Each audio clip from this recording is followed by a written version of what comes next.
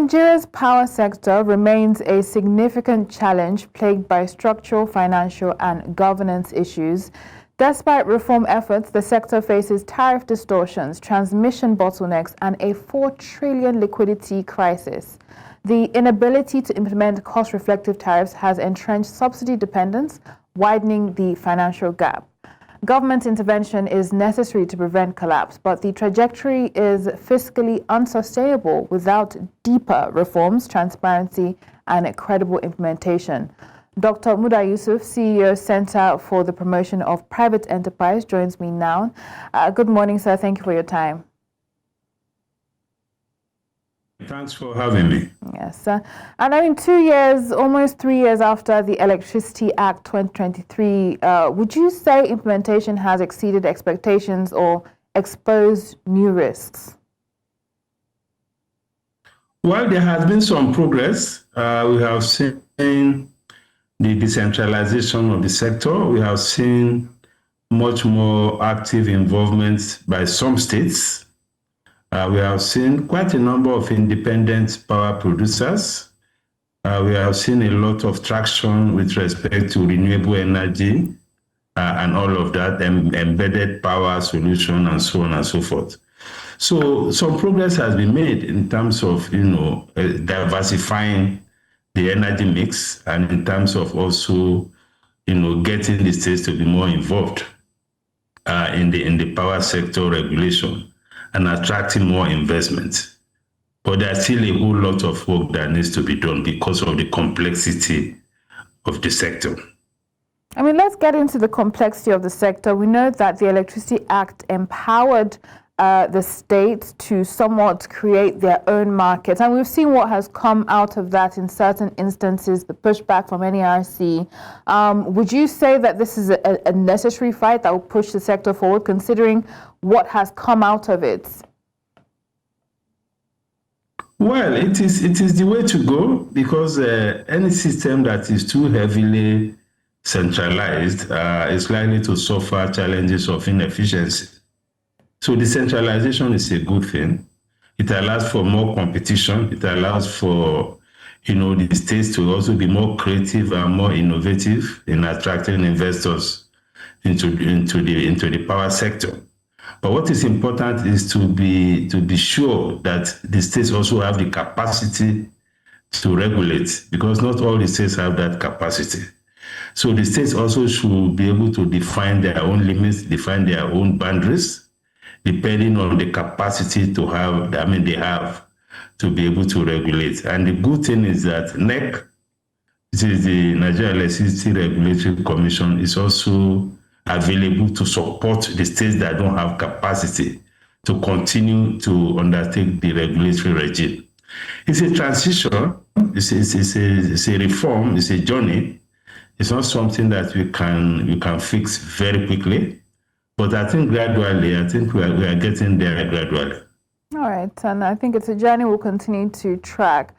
But can states' electricity markets realistically attract private capital? Do you think that's something they can do without resolving tariff and liquidity issues, especially considering the disparity in terms of lag in operation and states like Lagos, Edo that are moving obviously faster? Well, they have to be creative about this, because this is about attracting investment. They have to offer incentives depending on how attractive their various markets are. The different electricity markets in the states don't have the same potential. They don't have the same profitability prospects. So that should shape the strategy to be adopted by each of the states. But this is about investment. This is about private capital. So issues of tariff, issues of incentives, issues of whatever supports we can give to investors, I think should be deployed by each of the states. But very important that the tariff has to be right. But again, we need to also balance the tariff with affordability, with the capacity to pay. Because things have been very challenging since the reforms, and we have been grappling with a lot of affordability issues across practically all sectors of the economy. So that also has to be taken into account. And I'm not sure the states have that much capacity to be able to subsidize. So there are quite a number of moving parts that we need to look at very critically before any state adopts a framework or a strategy on how to get sustainably involved in the power sector. And speaking about ability and capacity, let's turn to the technical expertise required to regulate electricity markets and, play in the value chain at the state level. Would you say that is present? Even considering at the national level, there are those who have questioned whether or not that technical expertise is at 100. So what are your thoughts there? No, we have some expertise at the level of NEC. I mean, NEC has been there for quite a while. They have personnel that have the capacity. And in the Nigerian economy generally, we also have quite a number of very competent electrical engineers. With the right incentives, they can also be encouraged to come on board to strengthen the regulatory capacity. So the capacity is there, but the point is that not all the states have equal measure of capacity. And those who don't have that capacity, I think the Act provides that they should allow NEC to continue, to undertake the regulatory function. But for the few states that have the capacity, of course, they are afraid to go ahead. But it's also important that they don't also disrupt the market, particularly when it comes to issue of pricing, issue of tariffs, and they have to take into account, the cost structure of those who are investors in the sector, so that they don't also create more problems for investors that are already on ground.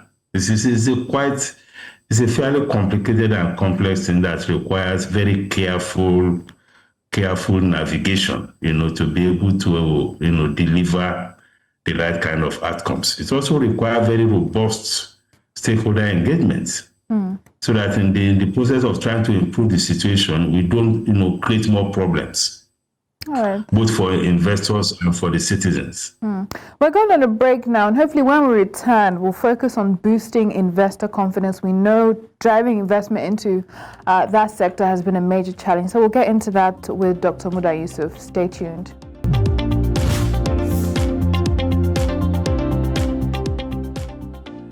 All right, joining us has been Dr. Muda Yusuf, sharing with us how the power sector has fared post the Electricity Act of 2023.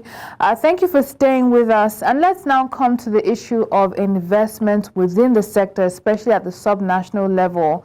How can we see that confidence being driven to the state market and see that much needed investment compared to the old national model? How can they evolve beyond that? Well, in order to ensure that there is an appropriate governance of that space, engagement with investors is extremely very critical, because this is a highly technical sector. This is a sector that requires very deep and robust understanding of how it works, how the market works. This is a sector that requires that any government, any state government, or any governance framework have to take into account all the elements of cost that are involved in the investment and all the variables that influence this cost. So that knowledge is extremely very important. This is not a sector that any state can just jump into and begin to claim to be regulating. That understanding is very critical. And it's also very important for us to realize that the power sector is not just a business. It also has very serious developmental and welfare implications. So it's not just like any commodity. So that understanding also has to be there.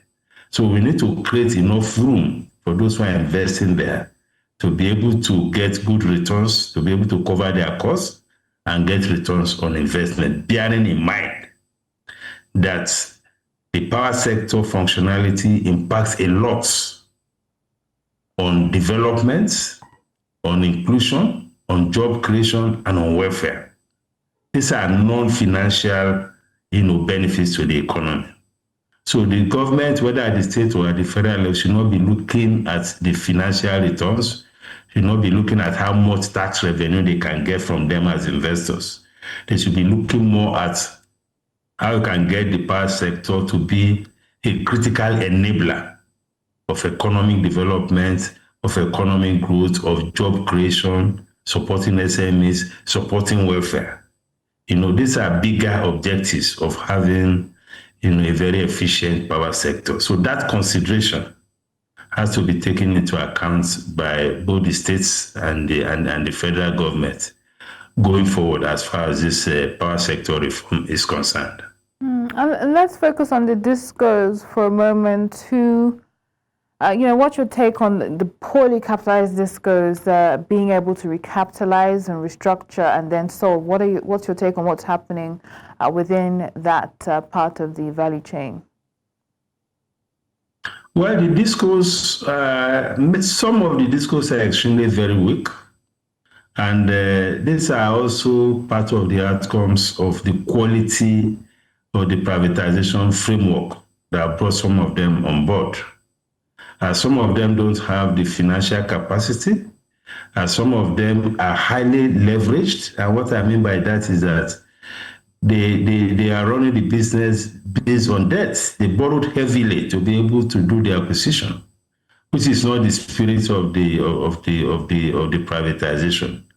Many of them do not have sufficient equity, and because they are highly leveraged, they are bogged down by a lot of interest payment costs, which is affecting their cash flow and affecting their efficiency. And some of them also don't have the technical capacity, to be able to run the DisCos efficiently.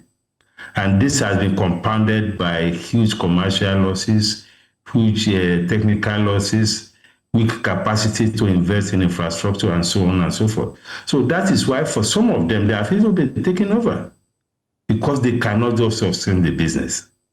So going forward, I think you should ensure that whichever investor is coming to that space has the capacity, technical and financial capacity to be able to run the DisCos efficiently, to be able to invest in the required infrastructure, at the distribution end of the value chain. I think those things are very critical. We also need to ensure that we have the right kind of tariff regime, which is another very delicate issue because the citizens are already on edge because of affordability issues. So these are some of the intricacies that we need to deal with. But we need to ensure that we have the right kind of people, the right kind of investors. But we should also create the environment for those investors to be able to recoup their investment. All right. Thank you very much for your time and perspective on the show today, Dr. Muda Yusuf, the CEO Center for Promotion of Private Enterprise. Thank you.